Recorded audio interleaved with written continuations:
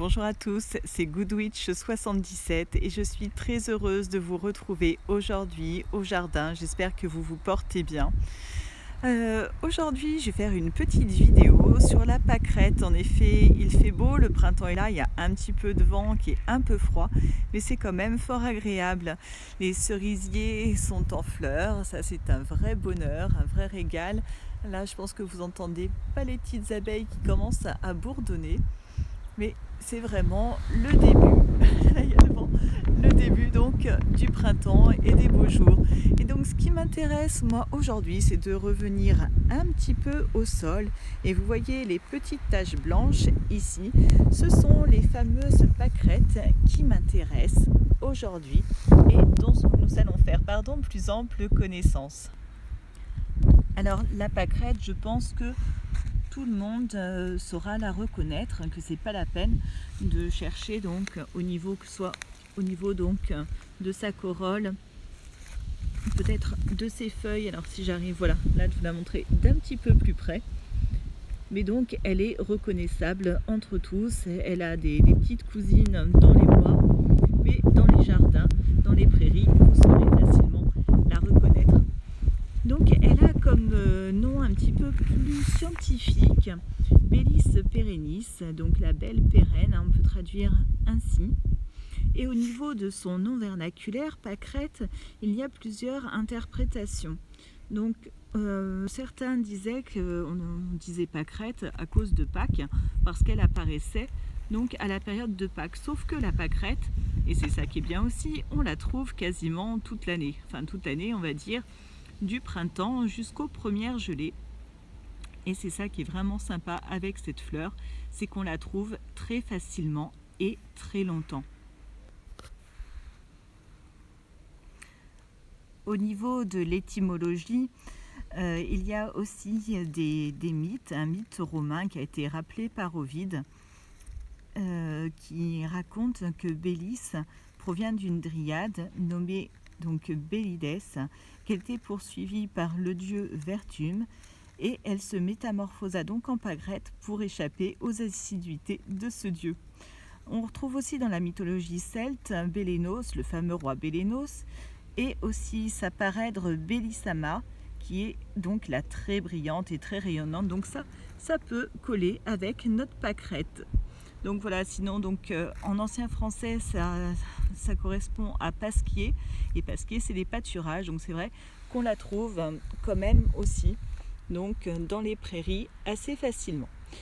Bon, assez papoté, ce qui nous intéresse nous au niveau de cette pâquerette, ce sont ces usages, donc moi en cuisine, parce que je suis un petit peu gourmande, des fois que vous ne l'ayez pas encore remarqué, et aussi comment on peut utiliser cette pâquerette pour les soins et pour la santé, et c'est là qu'elle regorge de secrets. Et là, je me rapproche de mon nouveau livre chouchou que j'ai eu pour Noël. Ça faisait un grand moment que j'attendais ce superbe livre aux éditions Rustica, qui est le livre des simples, les vertus des plantes médicinales. En effet, donc depuis le Moyen-Âge, les plantes ont servi de médicaments. On trouvait dans les jardins des monastères donc toujours un carré des simples.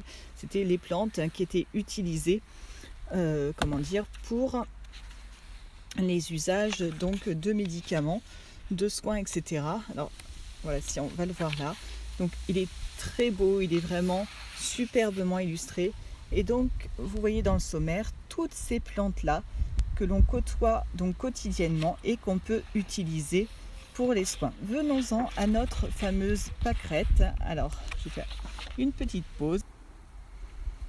Voilà, regardez comme c'est joli, donc cette planche de pâquerette.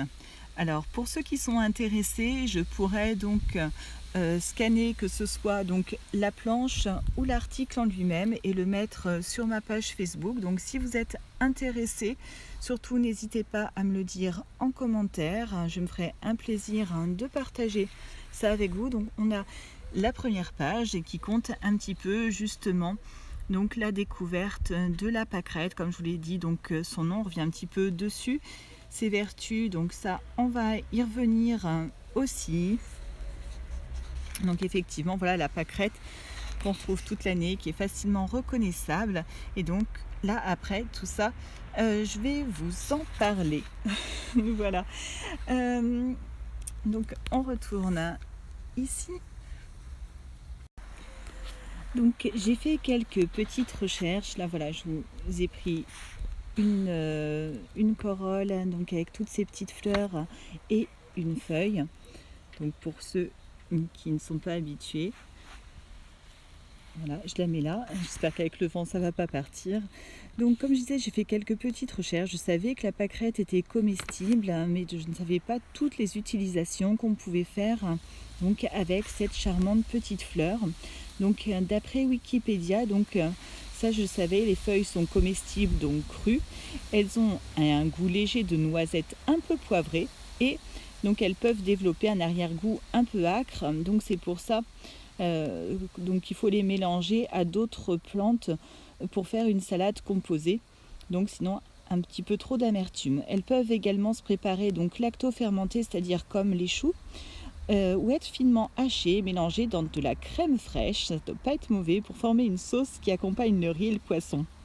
En Sicile et en Toscane, donc une spécialité, elles servent à faire de la soupe lorsque d'autres plantes donc, qu'on ne trouve pas, donc ça remplace pour les soupes. Ailleurs en Italie, elles servent à confectionner des farces pour la focaccia ou donc pour des sauces qui accompagnent la viande. Les boutons floraux, donc les boutons floraux, c'est donc ce que nous on appelle à tort la fleur, parce qu'en fait, donc vous voyez toutes les petites parties, voilà, jaunes, et donc chaque ce qu'on pense être donc une petite pétale, c'est en fait une fleur. Là, c'est un ensemble de fleurs. Ce qu'on a là, c'est pas une fleur. Donc je sais plus trop où j'en étais.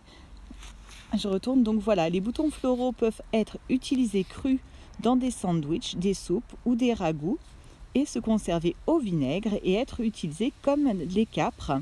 Donc ça c'est super intéressant, ça j'aurais jamais eu idée de le faire. Ou bien être revenu dans un peu d'huile et de vinaigre à la poêle. Donc les fleurs, donc toujours nos boutons floraux à demi ouvertes, sont également comestibles avec toujours leur léger goût de noisette. Une fois ouvertes, elles deviennent légèrement amères, si bien qu'elles sont alors consommées en salade, donc ce qu'on disait, donc vaut mieux la mélanger avec autre chose. Comme celles de la marguerite qui sont plus aromatiques, on peut les faire macérer avec des feuilles dans du vin blanc pour l'aromatiser et l'utiliser pour ses propriétés médicinales qu'on va découvrir ensemble. Donc voilà, beaucoup d'utilisations. Je pense que je vais faire un petit peu des essais là pendant qu'on en a beaucoup à disposition et je partagerai mes expériences avec vous. Au niveau de ses propriétés médicinales, donc voilà, elles s'envolent. Moi, je connaissais plutôt les tisanes qu'on utilisait donc quand on avait de la toux, pour l'hypertension également. Et en huile, on voit aussi souvent des huiles de pâquerette pour les soins de maternité, de vergéture, etc. Donc moi, c'était les usages que je connaissais. D'ailleurs, je suis en train de préparer une huile de pâquerette. Donc dans un petit peu moins d'un mois maintenant, je vous partagerai donc ma recette et donc mon test personnel, donc voir ce que j'en pense, si je trouve que c'est bien. Si jamais vous avez déjà utilisé l'huile de pâquerette ou en tisane, n'hésitez pas là aussi en commentaire à faire part de votre expérience. C'est toujours bien de comparer et d'avoir plusieurs avis. J'ai donc fait des recherches et elle a énormément de propriétés. Cette petite pâquerette, c'est vraiment incroyable. Donc là, je fais un peu de la lecture, je m'en excuse. Donc en phytothérapie, la pâquerette, donc on utilise les fleurs et les feuilles. Elle est cueillie à l'échelle industrielle pour l'obtention d'une teinture mère homéopathique de la plante fraîche. Les fleurs contiennent principalement des saponines, des tanins, donc ça on en avait déjà parlé, des flavoïnes, des huiles essentielles riches en polyactylène et des mucilages. On nous dit qu'en Autriche, elles sont utilisées comme un thé médicament pour les vertus gastro-intestinales et respiratoires.